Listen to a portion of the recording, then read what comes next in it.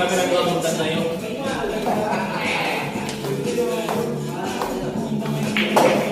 Grabe yun si... Ano lang yung pinalay?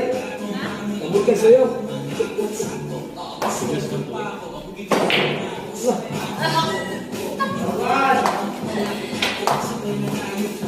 Wala ka, alas ka ba? Binagtan. Ay.